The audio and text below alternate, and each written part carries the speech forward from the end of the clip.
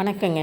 இன்றைக்கி நம்ம என்ன செய்ய போகிறோன்னாக்க, ரொம்ப ஈஸியான ரொம்ப டேஸ்டியாக ஒரு பிரேக்ஃபாஸ்ட் ரெசிபி தாங்க செய்ய போகிறோம். என்னென்னாக்க அது மசாலா ப்ரெட்டு தாங்க. இது செய்கிறதுக்கு ரொம்ப ஈஸியானது.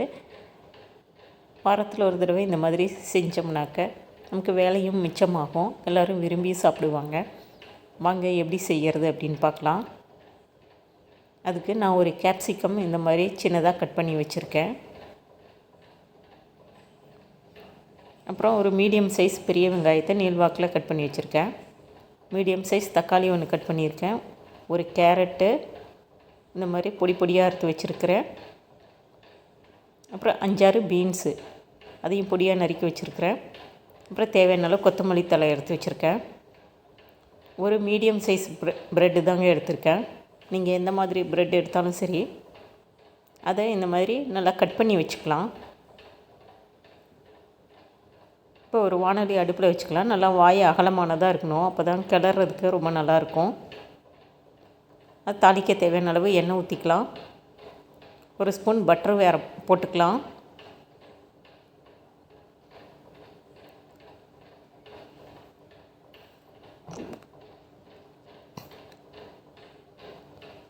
பட்டர் கரைஞ்ச உடனே நம்ம கட் பண்ணி வச்சுருக்கிற வெங்காயத்தை சேர்த்துக்கலாம்.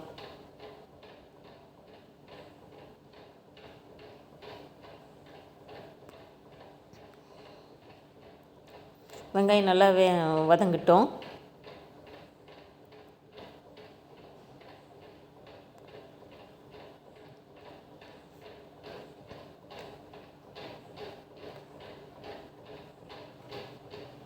இப்போ இஞ்சி பூண்டு பேஸ்ட்டு சேர்த்துக்கலாம். நம்ம பட்டரோடு சேர்த்து இஞ்சி பூண்டு பேஸ்ட்டு நல்ல ஒரு வாசனையை கொடுக்கும். பச்சை வாசனை போகிற அளவுக்கு வதக்கிக்கலாம்.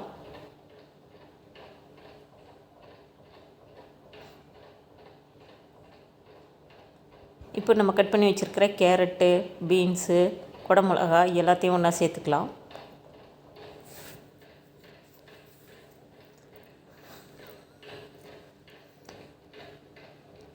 எல்லாத்தையும் நல்லா ஒரு வதக்கிக்கலாம். ரொம்ப வேக வேண்டிய அவசியம் இல்லை. காய்கறிகள் நல்லா க்ரன்ச்சியாக இருக்கணும்.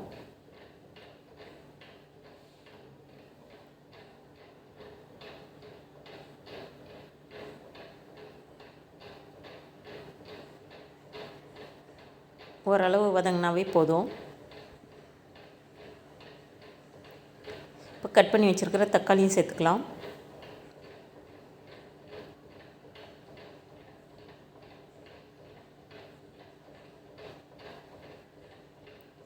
எல்லாம் சேர்த்து ஒரு வதங்கட்டும்.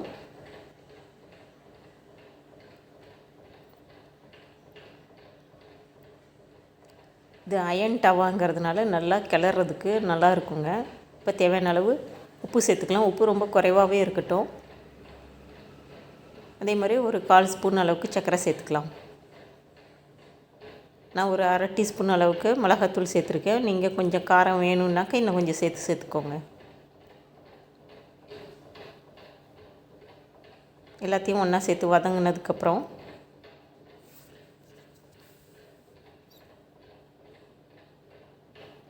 ஒரு ஸ்பூன் அளவுக்கு தக்காளி சாஸ் சேர்க்குறேன்.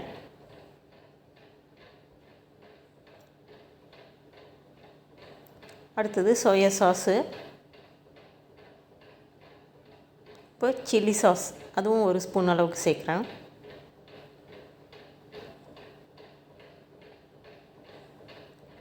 எல்லா காயிலையும் இந்த சாஸ் எல்லாம் படுற மாதிரி நல்லா ஒரு கிளறிக்கலாம்.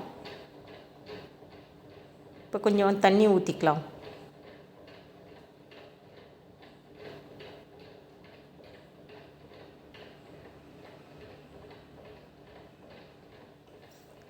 நல்லா ஒரு கொதி வரட்டும்.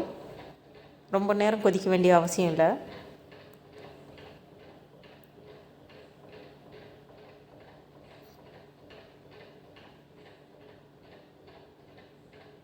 இப்போ நம்ம கட் பண்ணி வச்சுருக்கிற ப்ரெட்டை சேர்த்துக்கலாம்.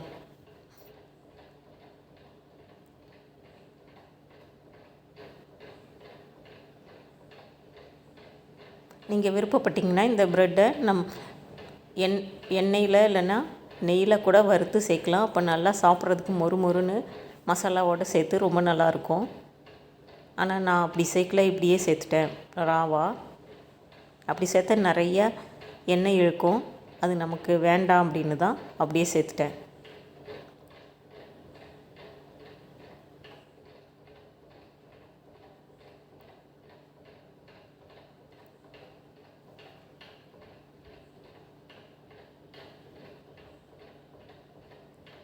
அவ்வளோதான், எல்லாம் சேர்த்து நல்லா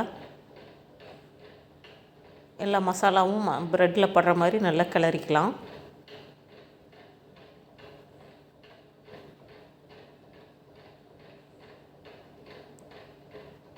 நம்ம காய்க்கு மட்டும் தேவையான அளவு உப்பு போட்டால் போதும், ப்ரெட்டுக்கெல்லாம் வேண்டாம். இப்போ கொத்தமல்லி தூவி இறக்கிடலாம்.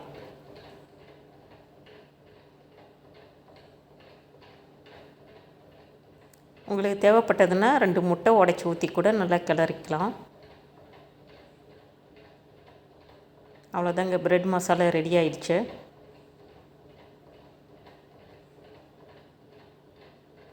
இப்போ அது நல்லா சுட சுட இந்த பிளேட்டில் இந்த மாதிரி வச்சு சர்வ் பண்ணால் சூப்பராக இருக்குங்க. நீங்களும் இதே மாதிரி செஞ்சு பாருங்கள்.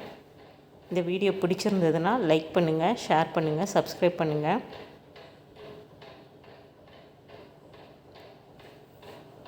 நீங்களும் இதே மாதிரி செஞ்சு பார்த்துட்டு எப்படி வந்தது அப்படின்னு சொல்லுங்கள்.